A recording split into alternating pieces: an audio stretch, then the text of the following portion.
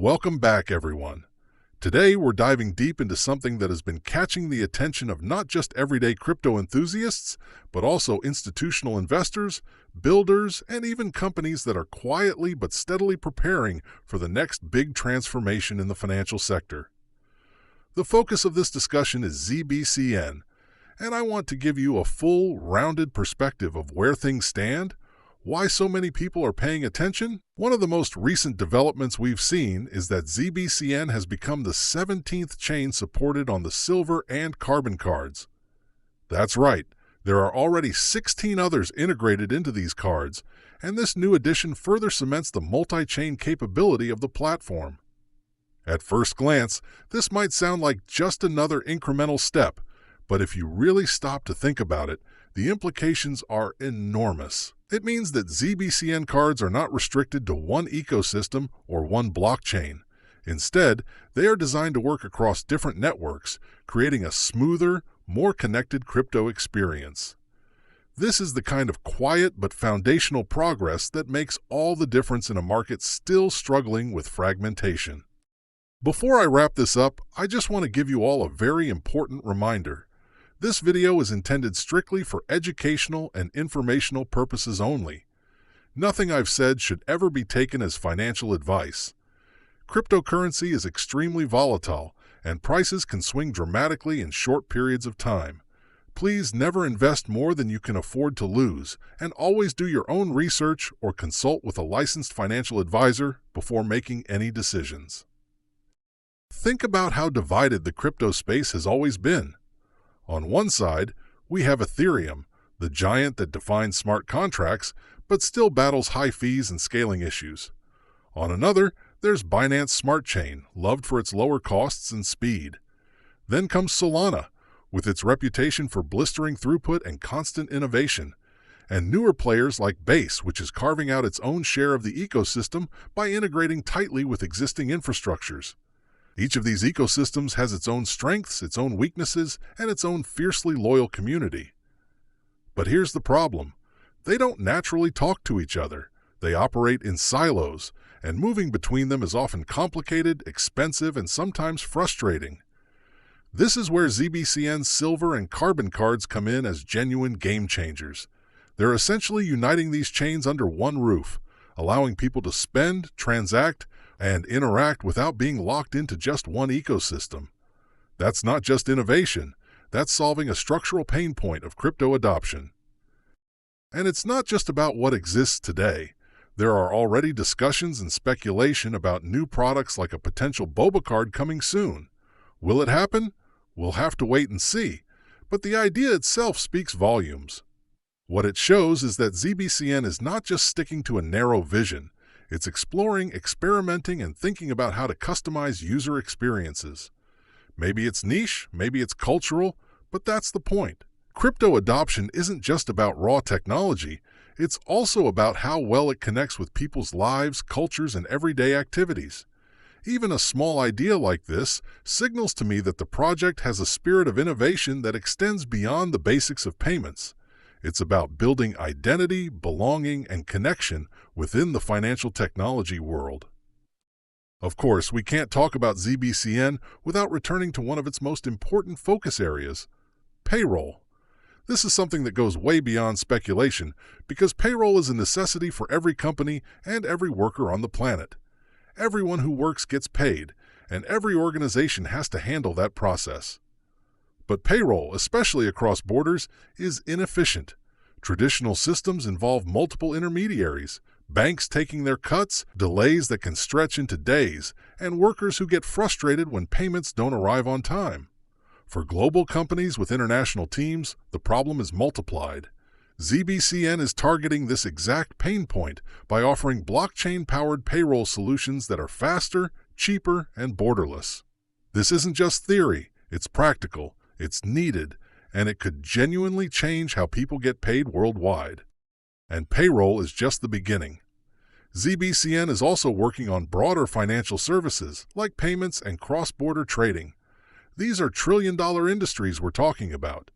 Payments aren't just one sector among many. They're the bloodstream of the global economy. If ZBCN can establish even a small foothold in this space, the upside is extraordinary.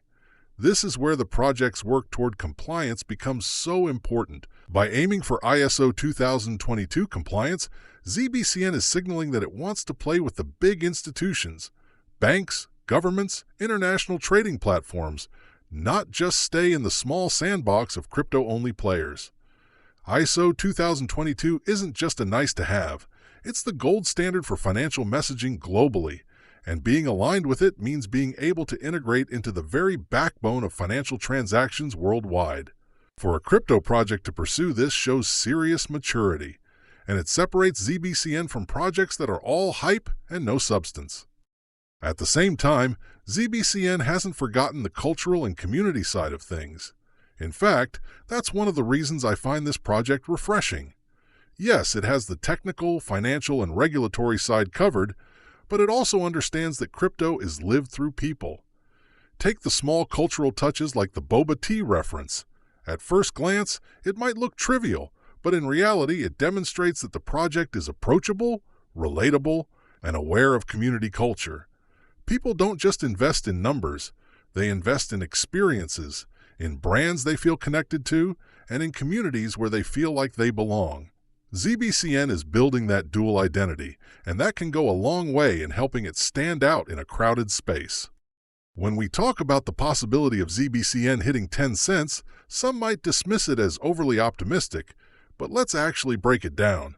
At today's circulating supply of around $9 billion tokens, that price would mean about a 23x from current levels. In the world of crypto, where coins with much weaker fundamentals, less adoption, and minimal real-world use cases have pumped hundreds of times, this projection doesn't feel outlandish at all. It's not guaranteed. Nothing ever is in markets, but it's certainly within the realm of possibility. When you pair this with the fundamentals of ZBCN, the partnerships, the multi-chain support, the payroll use case, and the compliance focus. And speaking of partnerships, this is another area where ZBCN shines. Consider Solana Ventures, for instance. This isn't just a random investor. This is one of the most respected venture arms in the blockchain industry, with a track record of backing strong, innovative projects. The fact that they are even connected to ZBCN in any capacity elevates the entire conversation. It means institutional players are paying attention. And then we have Circle, the company behind USDC. Circle is not only a publicly listed company, but also the creator of one of the most trusted and widely adopted stablecoins in existence. Reports that Circle was an early backer of ZBCN, and that they allegedly hold a significant amount of tokens, add even more weight to the story. When heavyweights like this are in the picture, it's a clear signal that this isn't just another speculative coin. It's a project with serious backing, the kind that can make a long-term difference. This is why I often describe ZBCN as a sort of miniature hybrid of Ripple and Stellar, with a Solana twist.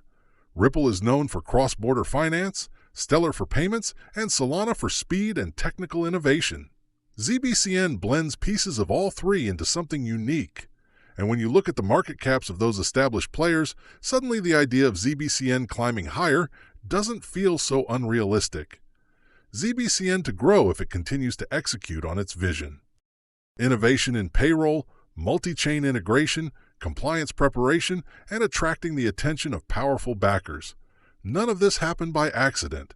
It's the result of consistent work, vision, and execution.